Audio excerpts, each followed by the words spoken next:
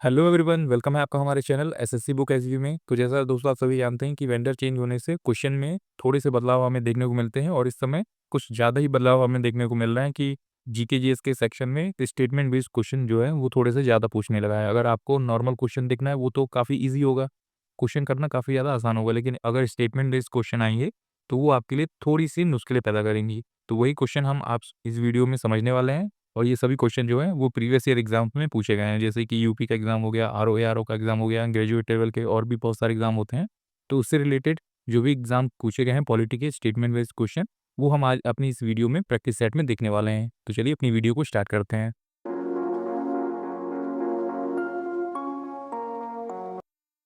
तो आइए दोस्तों बढ़ते हैं अपने क्वेश्चन की तरफ। तो इसमें आप देख रहे होंगे कि स्टेटमेंट बेस्ड क्वेश्चन जो है मैंने लिए रखे हैं और ये डिफरेंट ईयर एग्जाम्स में जो ग्रेजुएट लेवल के एग्जाम होते हैं, जो मतलब थोड़े से अच्छे लेवल के एग्जाम होते हैं, उसमें ये क्वेश्चन पूछे गए थे। तो ये क्वेश्चन मैंने अपने से नहीं लिए, ये प्रीवियस ईयर क्वेश्चन जो है जैसे यूपी आरओ या फिर ग्रेजुएट लेवल DSSB से पूछे हैं। कुछ इंपॉर्टेंट क्वेश्चन है जो आप इस वीडियो में देखने वाले हैं। तो देखिए ये सभी क्वेश्चन जो है वो नॉर्मल ही रहते हैं, जो आपने पढ़ रखा है वहीं से क्वेश्चन पूछे जाते हैं। बस उसमें कुछ स्टेटमेंट दी जाती है और नीचे उसके आंसर दिए होते हैं कि दो में से कौन सा सही है, दोनों सही है या फिर एक दो सही है या फिर दो तीन सही है। तो जैसा आप पहले क्वेश्चन में देख पा रहे होंगे। अगर दोस्तों आपको नॉर्मल क्वेश्चन देखने हैं तो आप इस वीडियो के प्लेलिस्ट में जाइएगा, फिर उसमें मैंने इस वाले वीडियो में दिखा रखा है और जैसा कि आप अभी स्क्रीन पे देख पा रहे होंगे, इस वीडियो पे क्लिक करके आप नॉर्मल क्वेश्चन भी प्रैक्टिस कर सकते हैं जो कि पॉलिटी के है। मैंने इसमें कंप्लीट पॉलिटी के जो इंपॉर्टेंट क्वेश्चन हो सकते हैं, जो आपके एग्जाम में पूछे जाने की पूरी तरह संभावना है, वो मैंने इस वीडियो में जो है पूरी तरह करा रखा है, जो अभी आप स्क्रीन पे देख पा रहे हैं। तो फिलहाल आइए देखते हैं अब स्टेटमेंट बेस्ड क्वेश्चन, अगर आपके ग्रेजुएट लेवल जो कि सीजीएल के एग्जाम अभी कुछ टाइम में होने वाले हैं, अगर उसमें किस तरह से पूछे जाएंगे तो आप पूरी अच्छी तरह से उस क्वेश्चन को टिक कर पाएंगे, उसका सही आंसर दे पाएंगे। तो पहला क्वेश्चन जैसा कि आप देख पा रहे हैं, हमारा पहला क्वेश्चन स्टार्ट होता है जो कि है, निम्नलिखित में से किस मामले में अनुच्छेद 19 द्वारा गारंटीकृत 6 अधिकारों को निलंबित किया जा सकता है। तो इसमें आपसे पूछा गया है कि आर्टिकल 19 जो है वो हमें 6 तरह के अधिकारों को जो है हमें प्रदान करता है। तो इसमें आपसे पूछा गया 19 द्वारा गारंटीकृत 6 अधिकारों को निलंबित किया जा सकता है किसके अनुसार। तो ये किसके अनुसार किया जा सकता है, तो ऑप्शन ए आपका स्टेटमेंट जो है वो है बाह्य आक्रमणता, आंतरिक आपातकाल, और तीसरा है जब मार्शल लॉ लागू हो। तो ये तीनों स्टेटमेंट दिए गए हैं और तीनों स्टेटमेंट में से आपको सही आंसर बताना है। तो आपको सही आंसर हो जाएगा ऑप्शन नंबर ए। तो जैसा आप आंसर में देख पा रहे होंगे, सिर्फ स्टेटमेंट पहला जो है वो हमारा फॉलो करता है, जो कि है बाहरी आक्रमणता के समय अगर कोई देश हम पे हमला कर देता है तो उस समय हमारे आर्टिकल 19 जो है वो निलंबित किए जा सकते हैं। जैसे बाहर जाना, आसपास घूमना या फिर कहीं दूसरी स्टेट में जाना, तो ये सभी आर्टिकल 19 के अंतर्गत आते हैं और ये उस समय हमारे जो है निलंबित हो सकते हैं, कैंसिल हो सकते हैं। तो आप इसे याद रखेंगे। आगे बढ़ते हैं। आइए दोस्तों आगे बढ़ें और देखते हैं हमारा सेकंड क्वेश्चन, दूसरा क्वेश्चन आता है जो कि है, निम्नलिखित में से कौन सा अधिकार भारत में विदेशियों को उपलब्ध है। मतलब कि अगर कोई विदेशी भारत आता है तो उसको कौन सा अधिकार दिया गया है। तो पहला स्टेटमेंट है शिक्षा का अधिकार और दूसरा स्टेटमेंट है सूचना का अधिकार, जिसे हम आरटीआई भी समझ सकते हैं कि आपको कोई जानकारी प्राप्त करनी हो तो आप आरटीआई लगाएंगे और वहाँ से जो विभाग होगा वो आपको उस तरह से सूचना प्रोवाइड करेगा। तो विदेशियों को कौन सा अधिकार है, तो वो सिर्फ ऑप्शन नंबर ए, मतलब जो स्टेटमेंट पहला है हमारा, केवल एक शिक्षा का अधिकार विदेशियों को दिया गया है, वो सूचना का अधिकार प्राप्त नहीं कर सकते हैं। कि कोई विदेशी आकर भारत में आकर वो आरटीआई लगाए और उससे कुछ चीज़ें पता चल जाए, तो ये अधिकार जो है विदेशियों को नहीं मिले हैं। तो ये सिर्फ शिक्षा का अधिकार है, वो यहाँ पे आके शिक्षा ग्रहण कर सकते हैं, शिक्षा ले सकते हैं। आगे बढ़ते हैं, अगला क्वेश्चन, थर्ड क्वेश्चन आता है हमारा, अनुच्छेद 21 घोषित करता है कि किसी भी व्यक्ति को कानून द्वारा स्थापित प्रक्रिया के अनुसार उसकी ही जीवन या व्यक्तिगत स्वतंत्रता से वंचित किया जाएगा। अनुच्छेद 21 के अंतर्गत संरक्षण इस प्रकार है। तो हम देखेंगे स्टेटमेंट किस तरह से दिए गए हैं। मनमाने विधायी कार्रवाई के खिलाफ, बी वाला स्टेटमेंट है मनमाने कार्रवाई कार्रवाई के खिलाफ, और ए और बी दोनों, और इनमें से कोई नहीं। तो इसमें आपसे पूछा गया है कि किसी भी व्यक्ति को कानून द्वारा स्थापित प्रक्रिया के अनुसार उसके ही जीवन या व्यक्तिगत स्वतंत्रता से वंचित किया जा सकता है। तो आपका जो आंसर हो जाएगा क्या हो जाएगा, ए और बी दोनों हो जाएंगे। मतलब कि माननीय विधायी कार्रवाई के खिलाफ और मनमाने कार्यकारी कार्यवाही के खिलाफ, ये दोनों आंसर आपका राइट आंसर हो जाएगा। तो ए और बी दोनों ही आंसर इसमें सही है। आगे बढ़ते हैं। अगला नेक्स्ट क्वेश्चन आता है हमारा, निम्नलिखित में से कौन सा कथन सही है? तो इसमें आपको बताना है कि कौन सा कथन सही है। तो पहला देखते हैं, नीति निर्देशक सिद्धांत राजनीतिक लोकतंत्र की स्थापना के लिए है। दूसरा स्टेटमेंट, नीति निर्देशक सिद्धांत सामाजिक लोकतंत्र की स्थापना के लिए है। और तीसरा स्टेटमेंट है कि नीति निर्देशक सिद्धांतों का उद्देश्य आर्थिक लोकतंत्र की स्थापना करना है। तो इसमें आपको बताना है कि कौन सा आंसर, कौन सा स्टेटमेंट सही है। तो आप स्क्रीन पे देख पा रहे होंगे कि केवल 2 और 3, तो केवल 2 और 3 हमारा स्टेटमेंट सही होता है कि नीति निर्देशक सिद्धांत केवल सामाजिक लोकतंत्र की स्थापना के लिए है और नीति निर्देशक सिद्धांतों का उद्देश्य जो है वो आर्थिक लोकतंत्र की स्थापना के लिए भी किया जाता है। तो डीपीएसपी जो आपने सुना होगा, directive principle of state policy, वो समाज के लोकतंत्र की स्थापना के लिए है और आर्थिक लोकतंत्र की स्थापना के लिए है। आइए दोस्तों आगे बढ़ें और देखते हैं हमारा नेक्स्ट क्वेश्चन कौन सा है। निम्नलिखित में से कौन सा कथन सही है? तो इसी टाइप के क्वेश्चन आप देख पा रहे होंगे, स्टेटमेंट बेस्ड क्वेश्चन होते हैं जो आपसे ऊपर 2-3 स्टेटमेंट देकर नीचे उसके आंसर को पूछते हैं। तो इसमें देख रहे हैं, पहला स्टेटमेंट दिया गया है कि मौलिक अधिकारों को नीति निर्देशक सिद्धांतों पर कानूनी सर्वोच्चता प्राप्त है। दूसरा स्टेटमेंट है, संसद निर्देशक सिद्धांतों को लागू करने के लिए मौलिक अधिकारों में संशोधन कर सकती है। तो इसमें आपको बताना है कौन सा कथन सही है। तो इसमें आप देख पा रहे होंगे कि सी वाला जो कथन पहला हमारा सही है और दूसरा हमारा सही है। तो केवल ए और केवल 2 ये दोनों ही सही कथन है हमारे। तो मौलिक अधिकारों को नीति निर्देशक सिद्धांतों पर कानूनी सर्वोच्चता जो है प्राप्त है, मतलब कि आपके मौलिक अधिकार का हनन होता है या फिर किसी भी तरह से आपके मौलिक अधिकार छीने जाते हैं, तो आप सर्वोच्च न्यायालय तक जा सकते हैं, उस पे कानूनी अधिकार आपको प्राप्त है। दूसरा है, संसद निर्देशक सिद्धांतों को लागू करने के लिए मौलिक अधिकारों में संशोधन कर सकती है। तो इसका भी आंसर सही है कि हाँ, संसद जो है वो निर्देशक सिद्धांतों को लागू करने के लिए मौलिक अधिकारों में भी संशोधन कर सकती है, ताकि जो देश के लोगों की गरिमा है वो बनी रहे, किसी को नुकसान न पहुंचे। इसलिए मौलिक अधिकारों में भी संशोधन किया जा सकता है, जो इस समय की घटनाओं के अनुसार देखकर किया जा सकता है। तो इस तरह से आप याद रखेंगे कि दोनों ही आंसर, दोनों ही स्टेटमेंट हमारे सही हैं। आगे बढ़ते हैं। अगला क्वेश्चन आता है हमारा, नेक्स्ट क्वेश्चन है, निम्नलिखित में से कौन-सी हमारे संविधान की संघीय जो है विशेषता होती है? तो संघीय विशेषता क्या है? ये स्टेटमेंट देखते हैं। संविधान की सर्वोच्चता, कठोर संविधान और स्वतंत्र न्यायपालिका। तो इसमें हमारे संविधान की क्या विशेषता है? तो इसमें आप देख पा रहे होंगे कि डी वाला ऑप्शन सही है, मतलब कि ये तीनों ही हमारे संविधान की विशेषता है।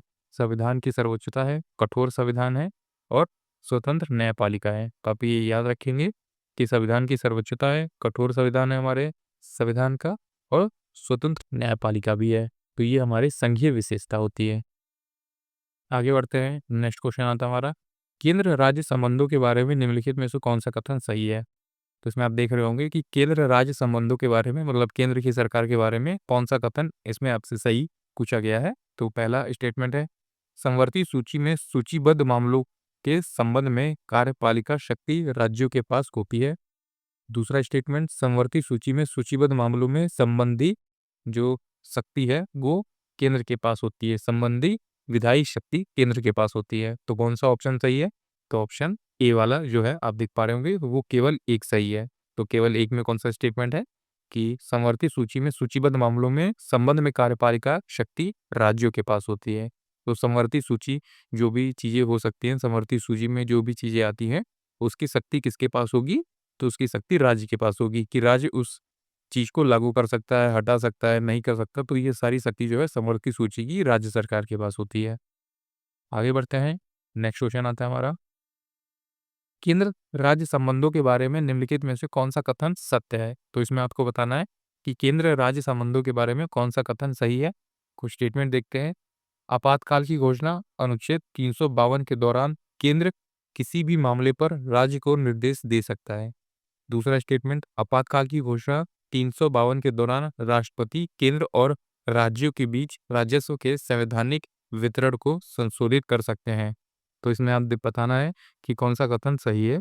तो ये आपने काफ़ी अच्छे से पढ़ रखा होगा कि आर्टिकल 352 क्या होता है, ये आपातकाल की घोषणा से संबंधित है और ये दोनों ही हमारे स्टेटमेंट जो है वो सही है। दोनों स्टेटमेंट में क्या बोला गया है कि आर्टिकल 352 के तहत जब आपातकाल की घोषणा होती है तो केंद्र किसी भी मामले पर राज्य सरकार को निर्देश दे सकती है कि केंद्र सरकार किसी भी राज्य में बोल सकती है कि आप अपने राज्य में इस तरह से कर लीजिए, इस तरह से काम कर लीजिए ऐसा, तो वो किसी भी राज्य को निर्देश दे सकती है, ये सही होता है। और दूसरा ही जो स्टेटमेंट है कि आपातकाल की घोषणा के समय जो अनुच्छेद 352 के दौरान राष्ट्रपति केंद्र और राज्यों के बीच राजस्व के संवैधानिक वितरण को संशोधित कर सकते हैं। तो ये दोनों ही आंसर आपके दोनों ही स्टेटमेंट सही होते हैं। तो दोस्तों ये थोड़े से आपको डिफिकल्ट टाइप के क्वेश्चन लग रहे होंगे, पर यही पैटर्न है और इसी टाइप के क्वेश्चन जो है वो ग्रेजुएट लेवल सीजीएल के लेवल में आने वाला है, क्योंकि सिलेक्शन पोस्ट में इसी टाइप के क्वेश्चन जो है आपको देखने को मिले होंगे। जिन लोगों ने भी एग्जाम दिया है तो उन्हें काफ़ी ज़्यादा आइडिया होगा किस तरह से क्वेश्चन पूछे गए हैं। तो आप बिल्कुल निश्चिंत रहिए, इसी टाइप के क्वेश्चन आपको एग्ज़ाम्स में देखने को मिलेंगे। इतने क्वेश्चन नहीं आएँगे, कम से कम 1 या 2 क्वेश्चन आपको पॉलिटी से देखने को ज़रूर मिलेगा, जिसमें से एक जो होगा वो वन लाइनर के फॉर्म में होगा और दूसरा जो है वो जो है स्टेटमेंट बेस्ड क्वेश्चन रहेगा और ये सारे ही टॉपिक में रहेंगे लगभग। तो एक-एक जो है आपको वन लाइनर क्वेश्चन देखने को मिलेगा और एक-एक 2-2 क्वेश्चन आपको स्टेटमेंट बेस्ड आपको देखने को ज़रूर मिलेगा। तो आपकी पूरी प्रैक्टिस जो है वो स्टेटमेंट बेस वाले क्वेश्चन पे रहनी चाहिए, क्योंकि आप जितने ज़्यादा मार्क्स लाएँगे, उस तरह से आपके सेलेक्ट होने के चांसेस काफ़ी ज़्यादा हाई हो जाएँगे। तो आप उम्मीद है आपको हमारी ये वीडियो पसंद आ रही होगी। इसी तरह की और सारी वीडियोज़ के लिए आप हमारे चैनल को भी सब्सक्राइब कर सकते हैं। आगे बढ़ते हैं, निम्नलिखित में से कौन-सा कथन सही है? तो इसमें आपको बताना है स्टेटमेंट कि कौन-सा कथन सही है। राज्य लोक सेवा आयोग के अध्यक्ष और सदस्यों की नियुक्ति राज्यपाल के द्वारा की जाती है, लेकिन उन्हें केवल राष्ट्रपति द्वारा ही हटाया जा सकता है। क्या ये कथन सही है? दूसरा देखते हैं, राज्य चुनाव आयुक्त की नियुक्ति राज्यपाल द्वारा की जाती है, लेकिन उनसे केवल राष्ट्रपति के द्वारा हटाया जा सकता है। तो कौन सा कथन जो है आप देख पा रहे होंगे, कौन सा स्टेटमेंट ज़्यादा सही है? तो ये आंसर हो जाएगा हमारा दोनों। दोनों स्टेटमेंट सही है कि राज्य लोक सेवा आयोग के अध्यक्ष, जो राज्य लोक सेवा आयोग होता है उसके अध्यक्ष और सदस्यों की नियुक्ति राज्यपाल के द्वारा ही होती है, पर उसे हटाने का अधिकार राष्ट्रपति के द्वारा है। तो आप इसे याद रखेंगे कि उन्हें हटाने का अधिकार राष्ट्रपति को होता है। तो दूसरा स्टेटमेंट भी सही हो जाएगा हमारा कि राज्य चुनाव आयुक्त की नियुक्ति भी राज्यपाल के द्वारा होती है, लेकिन उसे भी जो है हमारा कौन हटा सकता है? राष्ट्रपति के द्वारा ही हटाया जा सकता है। तो आप इस तरह से भी इसको याद रख सकते हैं कि बड़े-बड़े पोस्टों को, जो बड़े-बड़े पद होते हैं, उसको नियुक्त या फिर चीफ जस्टिस करेगा या फिर राज्यपाल करेगा, लेकिन उसको हटाने की शक्ति ज़्यादातर जो है 90% केसों में राष्ट्रपति के हाथों में होती है। तो प्रेसिडेंट के हाथों में होती है कि किसी को बड़े पद से हटाना हो। नेक्स्ट क्वेश्चन है हमारा, अगला क्वेश्चन बढ़ते हैं। निम्नलिखित में से कौन-सी स्थिति या स्थितियों के राज्य में राष्ट्रपति शासन लगाने के लिए उचित होगी? अनुच्छेद 356 के तहत इसमें आपसे पूछा गया है कि किस स्थिति में राष्ट्रपति शासन लगाना उचित होगा? तो आपने जैसे पढ़ा होगा आपातकाल लगता है, राष्ट्रपति शासन लगता है, तो इसमें आपसे यही पूछा है कि किस स्थिति में ज़्यादा अच्छे से उचित होगा कि इस स्थिति आई है तो हमें राष्ट्रपति शासन लगाना पड़ता है। और राष्ट्रपति शासन आप याद रखेंगे, ये अनुच्छेद 356 से रिलेटेड है। तो इसमें आप स्टेटमेंट देखते हैं, जहाँ विधानसभा के आम चुनाव के बाद किसी भी पार्टी को बहुमत नहीं मिला, राज्य में गंभीर कुप्रशासन हो गया है या राज्य की कठोर वित्तीय आवश्यकताएं आ गई है। तो इसमें किस जो स्टेटमेंट है, कौन-सा सही स्टेटमेंट है जिसके अनुसार हमें देखने को मिलेगा राष्ट्रपति शासन? तो इसमें आप केवल पहला स्टेटमेंट जो है वो हमारा राइट है, जहाँ विधानसभा के आम चुनाव के बाद भी किसी भी पार्टी को बहुमत नहीं मिला है। मतलब कि कोई भी पार्टी जो है वो नहीं जीती और ये डिसाइड नहीं कर पा रहे हैं कि हमारे देश का प्रधानमंत्री कौन बनेगा या फिर मुख्यमंत्री किस तरह से होगा, कहाँ पे किस तरह से चीज़ें चलेंगी। तो अगर ये कुछ भी डिसाइड नहीं हो पा रहा है, तो उस केस में, उस राज्य में जो है हमारा राष्ट्रपति शासन लग सकता है। तो आप इसे अच्छे से याद रखेंगे। आगे बढ़ते हैं, अगला क्वेश्चन आता है हमारा, नेक्स्ट क्वेश्चन देखते हैं। वित्तीय आपातकाल की घोषणा जो कि अनुच्छेद 360 से संबंधित है, किस स्थिति में सही होगी? तो वित्तीय आपातकाल की घोषणा जो है किस स्थिति में सही मानी जाती है? तो स्टेटमेंट देखेंगे, इसे हर महीने, हर 6 महीने में संसद की मंजूरी की अनिश्चित काल तक बढ़ाया जा सकता है। तो इससे आप पहला स्टेटमेंट देख पा रहे होंगे आप, जो कि है इसे हर 6 महीने में संसद की मंजूरी से अनिश्चित काल के लिए बढ़ाया जा सकता है। दूसरा स्टेटमेंट, वित्तीय आपातकाल की घोषणा को मंजूरी देने वाला प्रस्ताव संसद की किसी भी सदन द्वारा साधारण बहुमत से पारित किया जाना होता है। तीसरा, राष्ट्रपति सर्वोच्च न्यायालय और उच्च न्यायालय के न्यायाधीशों के वेतन और भत्ते में कटौती निर्देश जारी कर सकते हैं। तो इसमें आपका राइट आंसर हो जाएगा केवल 2 और 3। तो केवल 2 और 3 जो कि है हमारा केवल 2 और 3। तो वित्तीय आपातकाल की घोषणा मंजूरी देने वाला प्रस्ताव संसद की किसी भी सदन द्वारा बहुमत से पारित किया जाना था और राष्ट्रपति सर्वोच्च न्यायालय और उच्च न्यायालय के न्यायाधीशों के वेतन और भत्तों में कटौती के निर्देश भी जारी कर सकते हैं जब आपातकाल की घोषणा लगी हो। तो इस तरह से भी आप याद रख सकते हैं। आगे बढ़ते हैं, अगला क्वेश्चन आता है हमारा नेक्स्ट क्वेश्चन, राष्ट्रपति चुनाव के लिए निर्वाचित मंडल में निम्नलिखित शामिल है। तो क्या शामिल है? संसद के दोनों सदनों के निर्वाचित सदस्य शामिल होते हैं, विधान सभाओं के निर्वाचित सदस्य या फिर सभी संघ शासित प्रदेशों के निर्वाचित सदस्य। तो इसमें आपको बताना है कि राष्ट्रपति चुनाव के लिए निर्वाचक मंडल में शामिल कौन कौन लोग होते हैं। तो ये काफी ज्यादा इंपॉर्टेंट क्वेश्चन है। आपको ये स्टेटमेंट बेस्ड क्वेश्चन जो है वो हो सकता है आपको डायरेक्टली एग्जाम में देखने को मिले, क्योंकि सारे के सारे पेपर में ये लगभग क्वेश्चन पूछे जाते हैं कि राष्ट्रपति चुनाव किस तरह से हो सकता है। तो ऑप्शन नंबर सी 1 और 2, स्टेटमेंट पहला और स्टेटमेंट दूसरा जो है हमारा सही है कि संसद के दोनों सदनों के निर्वाचित सदस्य राष्ट्रपति के चुनाव में शामिल होते हैं और विधान सभाओं के निर्वाचित सदस्य, लेकिन जो संघ शासित प्रदेश है उनके निर्वाचित सदस्य शामिल नहीं होते। तो पहला और दूसरा स्टेटमेंट हमारा राइट हो जाएगा। आगे बढ़ते हैं, नेक्स्ट क्वेश्चन आता है हमारा, राष्ट्रपति के अध्यादेश बनाने की शक्ति संबंधित है। तो कौन सा कथन ज्यादा सही है हमारा कि राष्ट्रपति अध्यादेश बनाने की शक्ति के संबंध में कौन सा कथन ज्यादा सही है? तो इसमें देख पा रहे होंगे, राष्ट्रपति कर कानूनों में संशोधन के लिए अध्यादेश जारी नहीं कर सकते। दूसरा स्टेटमेंट, राष्ट्रपति संविधान के संशोधन के लिए अध्यादेश जारी नहीं कर सकते। तो इसमें आपको बताना है कौन सा स्टेटमेंट ज्यादा सही है। तो राष्ट्रपति कर कानूनों के संबंध में जो कर कानून के संशोधन होते हैं उसके लिए अध्यादेश जारी नहीं कर सकते। और दूसरा स्टेटमेंट है हमारा, राष्ट्रपति संविधान में संशोधन के लिए अध्यादेश जारी नहीं कर सकते। ये दूसरा स्टेटमेंट हमारा राइट हो जाएगा। तो ये हमारा दूसरा स्टेटमेंट एकदम सही है। तो आप इसको अच्छे से याद रखेंगे कि राष्ट्रपति जो है संविधान में संशोधन के लिए अध्यादेश जारी नहीं कर सकते कि हमें संविधान के इस पार्ट में संशोधन करना है, तो संशोधन की प्रक्रिया राष्ट्रपति के अध्यादेश से जारी नहीं हो सकती। तो आप इस चीज को याद रख सकते हैं। संविधान में संशोधन हो सकता है, जरूर हो सकता है, लेकिन वो राष्ट्रपति के अध्यादेश से जारी नहीं हो सकता कि राष्ट्रपति चाहता है इसलिए संविधान में संशोधन हो। तो ये स्टेटमेंट जो है हमारा जो है सही नहीं है। तो आप इसे अच्छे से याद रखेंगे। अगला क्वेश्चन आता है हमारा नेक्स्ट क्वेश्चन, मंत्री परिषद में निम्नलिखित में से शामिल नहीं होता। तो कौन मंत्री परिषद में शामिल नहीं है? स्टेटमेंट देखते हैं, मुख्य मंत्रीगण, दूसरा संसदीय सचिव, तीसरा उपाध्यक्ष और या योजना आयोग। तो इसमें से आपका राइट आंसर कौन सा हो जाएगा? इनमें से कोई नहीं। तो आपका राइट आंसर है इनमें से कोई नहीं, न उप मंत्री मंत्रीगण शामिल होता है, न संसदीय सचिव और न ही उपाध्यक्ष। तो इनमें से कोई भी शामिल नहीं होता है। आगे बढ़ते हैं, नेक्स्ट क्वेश्चन आता है हमारा, राज्यसभा में राज्यों और केंद्र शासित प्रदेशों के प्रतिनिधित्व का चुनाव निम्नलिखित में किसके द्वारा किया जाता है? तो हम इसमें देखते हैं स्टेटमेंट हमारा, ये काफी इंपॉर्टेंट क्वेश्चन है। तो केवल राज्य विधानसभा के सदस्य के द्वारा, केवल राज्य विधानसभा के निर्वाचित सदस्य के द्वारा, एकल संक्रमणीय मत द्वारा अनुपातिक प्रतिनिधित्व प्रणाली और सूची द्वारा अनुपातिक प्रतिनिधित्व की प्रणाली। तो कौन सा हमारा राइट आंसर हो जाएगा? तो आप देख पा रहे होंगे हमारा राइट आंसर हो जाएगा सी, दूसरा और तीसरा। तो दूसरा स्टेटमेंट है, केवल राज्य विधानसभा के निर्वाचित सदस्य शामिल होते हैं और एकल संक्रमणीय मत द्वारा अनुपातिक प्रतिनिधित्व प्रणाली के द्वारा जो है राज्य सभा में राज्य और केंद्र शासित प्रदेशों के प्रतिनिधित्व का चुनाव होता है। तो ये काफी ज्यादा इंपॉर्टेंट है। आपने पॉलिटी अगर अच्छे से नहीं पढ़ी है तो आप जहाँ से भी पॉलिटी पढ़ रहे हैं उसको आप टॉपिक वाइज थ्योरी वाइज अच्छे से कंप्लीट करेंगे, तभी आपके जो स्टेटमेंट बेस्ड क्वेश्चन होते हैं वो ज्यादातर सही होंगे। तो अगर आपको पॉलिटी की समझ होगी, आपने अगर क्वेश्चन नहीं रटे होंगे, जैसे कि पहले एग्जाम पे में क्वेश्चन पूछे गए वन लाइनर बेस, आर्टिकल ये कौन सा है, अध्यादेश किस तरह से जारी होता है, राष्ट्रपति किस आर्टिकल में मौजूद है, अगर ये सब क्वेश्चन पढ़ें तो बहुत अच्छी बात है। अगर आपने पॉलिटी का थ्योरी वाला जो पार्ट है वो अच्छे से पढ़ रखा है तो आपके जो स्टेटमेंट बेस्ड क्वेश्चन होते हैं वो काफ़ी हद तक सही होता है। तो इसमें क्या है, पूरी तरह थ्योरी से निर्भर होता है कि आपने अगर थ्योरी अच्छे से पढ़ रखी है तो आपका क्वेश्चन ज़्यादातर सही हो जाएगा।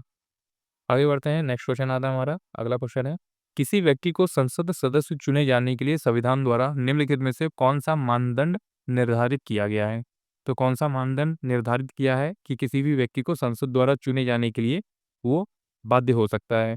तो यदि कोई उम्मीदवार अनुसूचित जाति या फिर अनुसूचित जनजाति के लिए आरक्षित सीट पर चुनाव लड़ रहा है तो उसे किसी भी राज्य या केंद्र शासित प्रदेश में अनुसूचित जाति या फिर अनुसूचित जनजाति का सदस्य होना चाहिए। तो आप इसमें देख पा रहे होंगे कि जाहिर-सी बात है, अगर कोई अनुसूचित या फिर एससी-एसटी कम्युनिटी से चुनाव लड़ रहा है, तो पहले उसे भी उसी भी कास्ट का होना चाहिए। दूसरा स्टेटमेंट है कि उसे अस्पृश्यता दहेज और सती प्रथा जैसे सामाजिक अपराधों का प्रचार करने और उनका पालन करने के लिए दंडित नहीं किया जाएगा। तीसरा स्टेटमेंट, उसे सरकारी अनुबंधों, कार्यों या सेवाओं में कोई रुचि नहीं लेनी चाहिए। तो इसमें कौन-सा आंसर सही है? तो इसमें आपसे पूछा गया है, इसमें कौन-सा आंसर निर्धारित किया गया है? इनमें से कोई भी नहीं। तो ऐसी कोई भी चीज़ें लागू नहीं हो सकती, जो कि संसद में चुने जाने के लिए बाध्य हो, कि ये सारी चीज़ें अगर आपके पास हैं, तो आप संसद में जा सकते हैं, नहीं तो नहीं जा सकते। तो इनमें से एक भी स्टेटमेंट ऐसा नहीं बोलता, जो हमारे संसद में चुने जाने के लिए योग्य है। आगे बढ़ते हैं, नेक्स्ट क्वेश्चन आता है हमारा, अगला क्वेश्चन देखते हैं। विपक्ष के नेता के पद का उल्लेख निम्नलिखित में से किया गया है। तो विपक्ष का नेता कौन होता है? जो पार्टी, जो हमारी सरकार जो हमारी पार्टी जीतती है, जिसकी सरकार बनती है, उसके अपोजिशन में जो आदमी खड़ा होता है, उसे ही विपक्ष का नेता कहते हैं। जैसे इस समय विपक्ष का नेता कौन है? तो राहुल गांधी है। तो आप इस चीज़ को याद रखेंगे। विपक्ष के नेता का पद का उल्लेख, जो विपक्ष का नेता होता है, उनका लीडर होता है, उनका उल्लेख निम्नलिखित में से किया गया है। तो भारत के संविधान में, घर के नियम, एक अलग संसदीय कानून में, और इनमें से कोई नहीं। तो आपका राइट आंसर हो जाएगा कि ये किया गया है एक अलग संसदीय कानून के द्वारा। तो विपक्ष के नेता का पद का उल्लेख एक अलग संसदीय कानून के द्वारा किया गया है। अगला क्वेश्चन आता है हमारा, जब लोकसभा भंग होती है, तो जब लोकसभा भंग होती है, तो लोकसभा द्वारा पारित विधेयक राज्यसभा में जो है लंबित रहने पर भी समाप्त नहीं होता। दूसरा स्टेटमेंट, राज्यसभा में लंबित तथा लोकसभा द्वारा पारित न किया गया विधेयक समाप्त नहीं होता। तो इसमें से कौन सा स्टेटमेंट सही है कि जब लोकसभा पूरी तरह भंग हो जाती है, तो हमारा कौन सा स्टेटमेंट सही हो जाएगा? ऑप्शन नंबर बी, केवल दूसरा। तो केवल दूसरा में कौन सा स्टेटमेंट है? राज्यसभा में जो है लंबित तथा लोकसभा द्वारा पारित न किया गया विधेयक समाप्त नहीं होता। तो आप इस चीज को याद रखेंगे कि लोकसभा द्वारा पारित न किया गया विधेयक जो है राज्यसभा में लंबे समय तक समाप्त नहीं होता। आगे बढ़ते हैं, अगला क्वेश्चन आता है हमारा, ध्यानाकर्षण प्रस्ताव और शून्यकाल के संबंध में निम्नलिखित कथनों पर विचार कीजिए। तो ध्यानाकर्षण प्रस्ताव और शून्यकाल के संबंध में निम्नलिखित में से आप विचार करेंगे कि कौन सा स्टेटमेंट हमारा ज्यादातर सही है। तो इसमें आपसे पूछा गया कौन सा स्टेटमेंट सही है। आइए बढ़ते हैं स्टेटमेंट की तरफ। दोनों संसदीय प्रक्रिया में भारतीय नवाचार है। प्रक्रिया के नियमों में दोनों का उल्लेख नहीं है, केवल शून्यकाल में ही भारतीय नवाचार है। और चौथा, प्रक्रिया के नियमों में केवल शून्यकाल का उल्लेख नहीं है। तो ऑप्शन नंबर डी आप देख पा रहे होंगे, ऑप्शन नंबर डी आपका राइट आंसर हो जाएगा, केवल 1 और 4। तो केवल 1 और 4 दोनों संसदीय प्रक्रिया में भारतीय नवाचार है, और प्रक्रिया के नियमों के केवल शून्यकाल का उल्लेख नहीं किया गया है। तो शून्यकाल का उल्लेख नहीं है, तो ये दोनों हमारा राइट आंसर हो जाएगा। आगे बढ़ते हैं, अगला नेक्स्ट क्वेश्चन आता है हमारा, कोई विधेयक धन विधेयक है या नहीं, इसका निर्णय अध्यक्ष द्वारा किया जाता है। इस निर्णय पर प्रश्न नहीं उठाया जा सकता। तो कोई विधेयक धन विधेयक है या नहीं, ये कौन निर्णय करता है? अध्यक्ष करता है। और ये कहाँ पे होता है? तो ये लोकसभा के स्पीकर करते हैं। तो लोकसभा के स्पीकर के द्वारा ये तय किया जाता है कि कोई विधेयक धन विधेयक है या नहीं, और इस फैसले पे कोई भी प्रश्न नहीं उठाया जा सकता। कहाँ पे? किसी भी न्यायालय में, लोकसभा में, और भारत के राष्ट्रपति के द्वारा। तो प्रश्न नहीं उठाया जा सकता इनमें से कोई नहीं। तो आपका राइट आंसर हो जाएगा ऑप्शन नंबर डी, कि इनमें से कहीं भी आप ये प्रश्न नहीं उठा सकते, ना न्यायालय में, ना राष्ट्रपति के सामने, और ना ही लोकसभा में, कि इस निर्णय अध्यक्ष के द्वारा किया जाता है। ये इस आदमी ने या फिर इस व्यक्ति ने जो है निर्णय सही नहीं लिया, गलत लिया है। तो अगर लोकसभा के स्पीकर ने बोला कि ये विधेयक धन विधेयक है, तो आपको ये चीजें माननी पड़ेगी। आगे बढ़ते हैं, नेक्स्ट क्वेश्चन है हमारा, निम्नलिखित में से कौन सा इनमें से सही है? तो कौन सा स्टेटमेंट सही है? धन विधेयक केवल लोकसभा में ही प्रस्तुत किया जा सकता है। धन विधेयक एक वित्तीय विधेयक भी होता है। तीसरा, सभी वित्तीय विधेयक केवल राष्ट्रपति की सिफारिश पर ही प्रस्तुत किए जा सकते हैं। तो कौन सा स्टेटमेंट आप देख पा रहे होंगे सही है? तो केवल 1 और 2 स्टेटमेंट ही हमारा सही है, कि धन विधेयक केवल लोकसभा में प्रस्तुत किया जा सकता है, और धन विधेयक एक वित्तीय विधेयक भी होता है। तो स्टेटमेंट पहला और स्टेटमेंट दूसरा हमारा राइट हो जाएगा। आगे बढ़ते हैं, नेक्स्ट क्वेश्चन आता है हमारा, निम्नलिखित में से कौन सा व्यय भारत के समेकीर्तिक निधि पर प्रभावित प्रभारित व्यय है? तो आप इसका राइट आंसर देखेंगे कि निम्नलिखित में से कौन सा ऐसा व्यय है जो भारत के समेकित निधि पर प्रभारित व्यय है। तो ये आंसर आप स्टेटमेंट देख पा रहे होंगे, राष्ट्रपति एवं उपराष्ट्रपति की उपलब्धियां एवं भत्ते, और सर्वोच्च न्यायालय एवं उच्च न्यायालय के न्यायाधीशों के वेतन, भत्ते व पेंशन। तो ये आपका राइट आंसर हो जाएगा दोनों। तो दोनों आपका राइट आंसर है, मतलब स्टेटमेंट पहला भी सही है और स्टेटमेंट दूसरा भी सही है। तो निम्नलिखित में से कौन-सा व्यय भारत के समेकित निधि पर प्रभारित व्यय है? तो राष्ट्रपति एवं उपराष्ट्रपति की उपलब्धियों एवं भत्ते और सर्वोच्च न्यायालय एवं उच्च न्यायालय के न्यायाधीशों के भत्ते और पेंशन। आगे बढ़ते हैं, अगला क्वेश्चन आता है हमारा, नेक्स्ट क्वेश्चन है, किसी राज्य के राज्यपाल के रूप में नियुक्त होने के लिए संविधान द्वारा निम्नलिखित में से कौन-सी योग्यताएँ निर्धारित की गई हैं? तो इसमें आपसे पूछा है कि अगर कोई राज्य का राज्यपाल बनना चाहता है, तो उसे कौन-कौन सी योग्यताएँ अपने पास रखनी होगी? तो कौन-कौन सी योग्यताएँ दी गई हैं? वो भारत का नागरिक होना चाहिए, 35 वर्ष की आयु पूरी कर ली गई हो और तीसरा स्टेटमेंट, वह उस राज्य के निवासी नहीं होगा जहाँ उसकी नियुक्ति हुई है। तो इसमें से आपका राइट आंसर क्या बनेगा? Right statement. तो राइट आंसर आप देख पा रहे होंगे, ऑप्शन नंबर बी है हमारा राइट आंसर, जो कि है केवल 1 और 2। केवल 1 और 2 में क्या है कि वो भारत का राष्ट्रपति होना चाहिए और 35 वर्ष की आयु पूरी कर लेनी चाहिए। इस अनुसार वो भारत के किसी भी राज्य का राज्यपाल बनने की नियुक्ति रखता हो। आप इस चीज़ को याद रखेंगे कि वो भारत के किसी भी भारत के किसी भी स्टेट का राज्यपाल बन सकता है अगर वो भारत का नागरिक हो, 35 वर्ष की आयु पूरी कर ली। उससे ये फ़र्क नहीं पड़ेगा कि ये व्यक्ति किस राज्य का है। जैसे कि अगर कोई उत्तर प्रदेश से है, तो वो गुजरात का राज्यपाल बन सकता है, बड़े आराम से बन सकता है, इसमें कोई दिक्कत वाली बात नहीं है। और जो एक राज्यपाल है, वो 2 स्टेट का राज्यपाल भी हो सकता है। तो आपने देखा होगा कि बहुत कुछ टाइम पहले जो है आनंदीबेन पटेल जो है वो 2-2 स्टेट की राज्यपाल रही थी। तो इस तरह से भी आप याद रख सकते हैं कि राज्यपाल बनने के लिए भारत का नागरिक होना ज़रूरी है और 35 वर्ष की आयु पूरी कर ली गई हो। आगे बढ़ते हैं, आज का हमारा लास्ट क्वेश्चन है। तो निम्नलिखित में से कौन-सा अधिकारी निम्नलिखित पंक्तियों वाली शपथ लेता है? तो कौन-सा अधिकारी इसमें से शपथ लेता है कि संविधान की रक्षा और संरक्षण करना है? तो ये जो है शपथ की एक लाइन है, इनको आपको बताना है कि ये कौन-सा अधिकारी लेता है? तो ये अध्यक्ष लेता है, राज्यपाल लेता है या भारत के मुख्य न्यायाधीश लेते हैं? ये कौन जो है शपथ लेता है? तो केवल 1 और 2 ये अध्यक्ष लेते हैं शपथ और राज्यपाल लेते हैं। आपका राइट आंसर हो जाएगा कि संविधान की रक्षा करना है और उसका संरक्षण करना है। तो राज्यपाल ये शपथ लेते हैं और अध्यक्ष भी ये शपथ लेते हैं।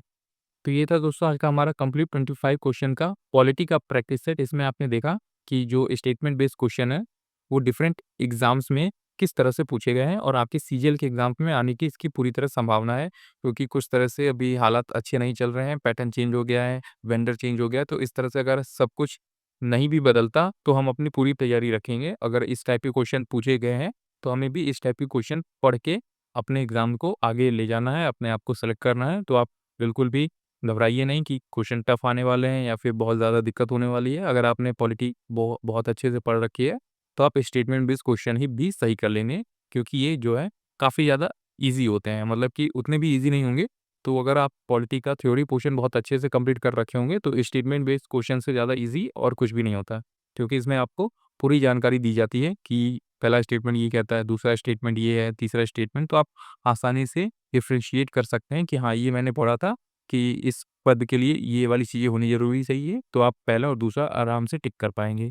तो उम्मीद है ऐसे क्वेश्चन आप देखने को मिलेगा आपके आने वाले एग्ज़ाम्स में। अगर आपको हमारी वीडियो पसंद आई दोस्तों, तो हमारी इस वीडियो को एक लाइक ज़रूर कर दीजिएगा और ऐसे ही और सारी वीडियोज़ के लिए आप हमारे चैनल एसएससी बुक एसबी को भी ज़रूर सब्सक्राइब कर सकते हैं। हम ऐसे ही काफ़ी यूज़फुल वीडियो लेके आते रहेंगे, जो आपके एग्ज़ाम टाइम के लिए काफ़ी ज़्यादा हेल्पफुल होगी। तब तक पढ़ते रहिए और हमेशा अपने लक्ष्य की तरफ आगे बढ़ते रहिए।